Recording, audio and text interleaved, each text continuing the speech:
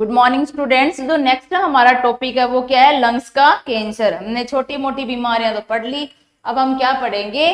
Cancer पढ़ेंगे। किनका? Lungs का और फेफड़ों का।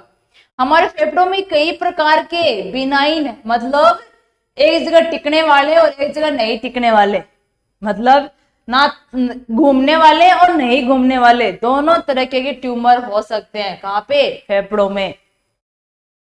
एक जगह टिकने वाले और एक जगह नहीं टिकने वाले, मतलब एक जगह हो गए तो वहीं रुके हुए हैं, या फिर ऐसे भी ट्यूमर होते हैं जो एक जगह हो गए वो चारों तरफ से सबको क्या करेंगे? अपने कब्जे में ले लेंगे। तो ये कई प्रकार के बिनाइन और मेलिग्नेंट ट्यूमर हो सकते हैं। कहाँ? फेफड़ों में। लेकिन इन सभी में प्राइमरी लंग कैंसर सबसे सामान्य प्रकार का कैंसर होता है। प्राइमरी लंग कैंसर सामान्य प्रकार का क्या है? लंग कैंसर होता है। फेफड़ों में पाए जाने वाला लगभग 90 से 95% कैंसर कहाँ पे होता है? ब्रोंकाई में और ब्रोंकियोल्स में। सबसे ज्यादा 90 से 95% जो लंग्स का कैंसर होता है वो कहाँ होता है? ब्रोंकाई और ब्रोंकियोल्स में। ये लंग्स के भाग हैं, ब्रोंकाई और ब्रोंकियोल्स में। और इनकी कोशिकाओं से उत्पन्न होने वाला कैंसर। फेफड़ों के कैंसर को कई बार ब्रोंकोजेनिक कार्सिनोमा भी कहा जाता है। भाई कई बार तो आ जाता है लंग कैंसर के बारे में लिखो, कई बार आ जाता है ब्रोंकोजेनिक कार्सिनोमा। दोनों एक ही सिचुएशन है, क्योंकि दोनों ही क्या कर रहे हैं? लंग्स में कैंसर कर रहे हैं। समझ में आ रहा है? इसी का दूसरा नाम क्या है? Bronchogenic carcinoma. किसका? लंग कैंसर का। तो चाहे लंग कैंसर बोलो चाहे ब्रोंकोजेनिक कार्सिनोमा बोलो, दोनों ही सिचुएशन क्या है? सेम है, क्योंकि इनके अंदर क्या होता है? बिनाइन और मेलिग्नेंट किसी भी प्रकार के ट्यूमर पाए जा सकते हैं। मोस्टली ब्रोंकाई और ब्रोंकियोल्स में 95% कैंसर है वो इन्हीं की वजह से होता है। समझ में आ रहा है? अब अगर यहाँ पे बात करें इस कैंसर के क्या कारण हो सकते हैं, मोस्टली यहाँ पे कोई बैक्टीरिया कुछ नहीं है। धूम्रपान इसका सबसे सामान्य कारण माना जाता है। किसका? लंग कैंसर का। जैसे सीओपीडी का सामान्य कारण भी स्मोकिंग माना जा रहा था ना, वही क्या है? कैंसर का भी सबसे सामान्य कारण क्या है? वैसे तो अननोन है। अननोन का मतलब जानते हो ना भाई?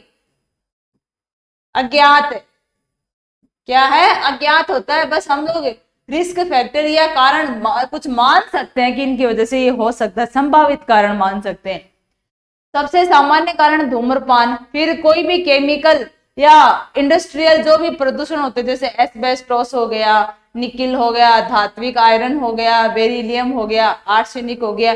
ये केमिकल और इंडस्ट्रियल क्या होते हैं?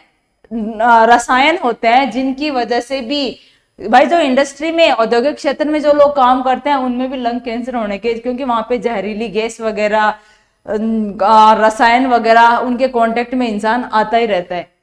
वायु प्रदूषण की वजह से भी हो सकता है। मान लो जो लोग समुद्री इलाकों के पास में रहते हैं और वहां पे कोई इंडस्ट्री बनी हुई और वो इंडस्ट्री से निकलने वाला स्मोक है, धुआं है, वो भी लंग कैंसर करवा सकता है। फेफड़ों के कैंसर की पारिवारिक हिस्ट्री भी हो सकती है। किसी के मम्मी पापा दादा दादी किसी को भी अगर पहले था कैंसर लंग्स का, तो आने वाली जनरेशन में भी हो सकता है। ये क्या होते हैं? कुछ रिस्क फैक्टर या जोखिम कारक होते हैं जो कॉज करते हैं किसको? लंग कैंसर को। कौन कौन से? स्मोकिंग तो है ही है, बाकी कोई केमिकल रसायन जो बहुत ज्यादा घातक हो सकते हैं हमारे शरीर के लिए। इंडस्ट्रियल जो प्रदूषक पदार्थ होते हैं, वो वायु में मौजूद जो भी प्रदूषक पदार्थ हैं, गैसेज है, उनकी वजह से। और अगर फैमिली हिस्ट्री हो किसकी? कैंसर की, तो इन सब की वजह से क्या हो सकता है? लंग कैंसर होने के चांसेस बढ़ जाते हैं। अगर यहाँ हम नेक्स्ट बात करेंगे किसके बारे में? कि जो इसका मैनेजमेंट करेंगे भाई, किसका? लंग कैंसर का।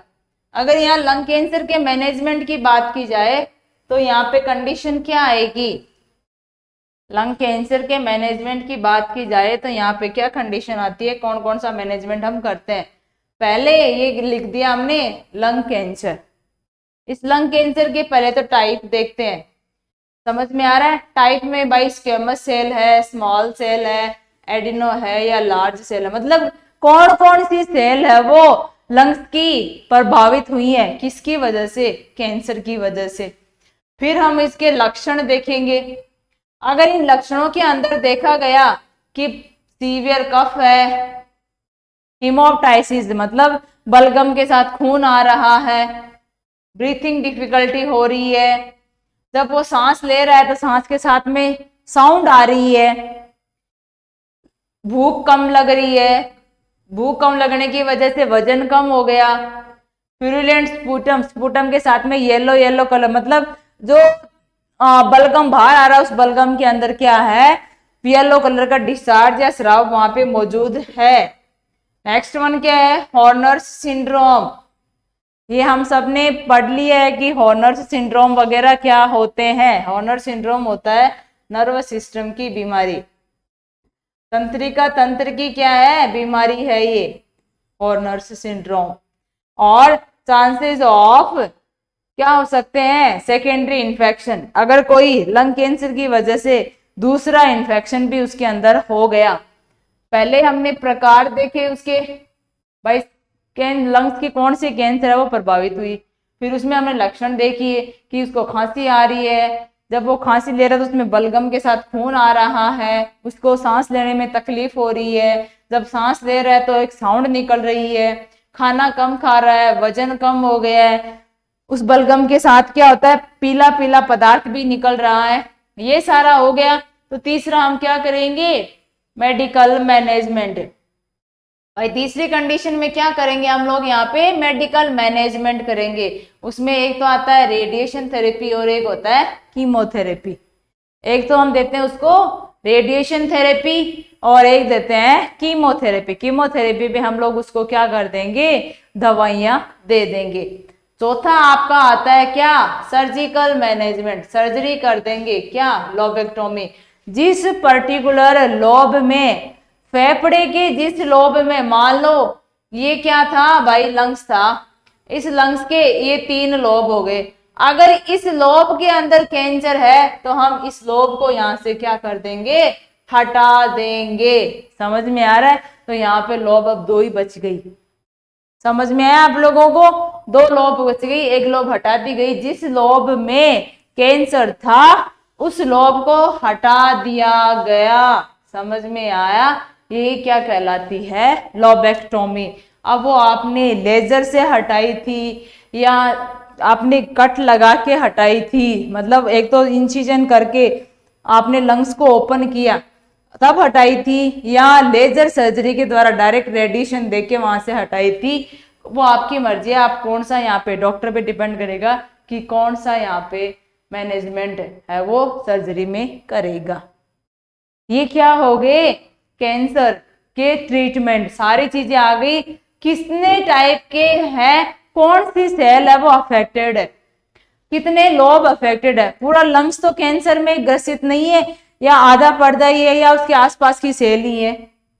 उसके लक्षण क्या क्या आ रहे हैं वो चेक करोगे। लक्षणों को कम करने के लिए मेडिकल मैनेजमेंट दिया, जिसमें एक तो रेडिएशन थेरेपी और एक दवाई दे दी। इन सब को देने के बाद में आप क्या करोगे, प्रॉब्लम ज्यादा कंडीशन कॉम्प्लिकेटेड है तो आप सर्जरी करोगे, तो या तो अफेक्टेड लोब को हटा दो या पूरा लंग्स ही वहां से क्या कर दिया जाएगा, हटा दिया जाएगा। ये क्या हो गया इसका, surgical management. Is that clear. ये सारी चीजें किसके अंदर आती हैं, कैंसर के इलाज के लिए। पहले तो बीमारी के बारे में पता करो कि कितने पार्ट है वो लंग्स के, फेफड़ों के अफेक्टेड है, प्रभावित है, फिर कौन से लक्षण आ रहे हैं, फिर दवाई दो, दवाई के बाद में सर्जरी कर दो। ये क्या हो गया इसका, medical management. Is that clear. Surgical management, सारी चीजें एक ही साथ यहाँ पे इंक्लूड हो गई। इज दैट क्लियर, चीज समझ में आप लोगों को। ये क्या हो गए हमारा लंग कैंसर। अगर यहाँ पे नेक्स्ट वन की बात करें, किसके बारे में भाई, लंग कैंसर तक का तो सारी चीजें कंडीशन आ गई। तो ये जितना हमने डिस्कस किया उस डिस्कशन के अंदर कि भाई कौन कौन सी तो ऐसी चीजें थी जो अपर रेस्पिरेटरी ट्रैक्ट को अफेक्ट कर रही थी, कौन कौन सी ऐसी चीजें हैं जो लोअर रेस्पिरेटरी को अफेक्ट कर रही हैं। जो ये लोअर रेस्पिरेटरी ट्रैक्ट को अफेक्ट कर रही है उसमें ऐसी क्या क्या बैक्टीरिया, कौन कौन से वायरस, कौन कौन से केमिकल सब्सटेंस, कौन कौन से ऐसे दूसरे संक्रमण या ऐसे बाहरी वातावरण की प्राप्त वस्तुएं जो हमारे फेफड़ों को क्या कर रही थी, प्रभावित कर रही थी, वो सारी चीजें हमने डिस्कस कर ली। उन्हीं प्रभावित चीजों की वजह से हमारे अंदर क्या क्या चेंजेज आए, कौन कौन से लक्षण वहां पे मौजूद रहे, वो हमने डिस्कस किए। उन्हीं लक्षणों के आधार पे हमने उनका क्या उपचार किया। उपचार हमने सबके पढ़ लिए, सारे के एक जैसे मैंने बता दिया था, सिर्फ डेफिनेशन में फर्क पड़ेगा, बाकी सिम्टम्स मोस्ट ऑफ 90% सिम्टम्स हैं वो सारी बीमारियों के एक जैसे ही थे। समझ में आ रहा है? वही मेडिकल मैनेजमेंट। अब लक्षण अगर एक जैसे होंगे तो उपचार भी क्या होगा, एक जैसा ही होगा। तो ये सारी चीजें हमने क्या कर ली, डिस्कस कर ली। किनके अंदर, रेस्पिरेटरी सिस्टम के अंदर। अब इसी रेस्पिरेटरी सिस्टम के अंदर हमने दो वर्ड पढ़े थे, एक था ट्रैकियोस्टोमी और एक था पोस्चुरल ड्रेनेज। ट्रैकियोस्टोमी तो क्या होता है, आर्टिफिशियली क्या करना, एक छेद करना जिसके द्वारा इंसान क्या करे, सांस लेने लग जाए। दूसरा क्या था, पोस्चुरल ड्रेनेज, वो ये था कि इंसान को स्थिति बना बनाकर, पोजीशन चेंज कर करके उसकी पीठ को थपथपाना, उसके चेस्ट को थपथपाना, मसाज करना और फिर उसको उल्टा सीधा करके कैसे भी करके जो कुछ अंदर माल मटेरियल लंग्स के अंदर, फेफड़ों में जमा हो रखा है उसको बाहर निकालना, वो ही क्या होता है, पोस्चुरल ड्रेनेज। फिजियोथेरेपी के अंदर ये इंक्लूड होता है। Is that clear? उन ट्रैकियोस्टोमी और पोस्चुरल ड्रेनेज को हम लोग नेक्स्ट क्लास के अंदर डिस्कस करेंगे। Thank you all of you.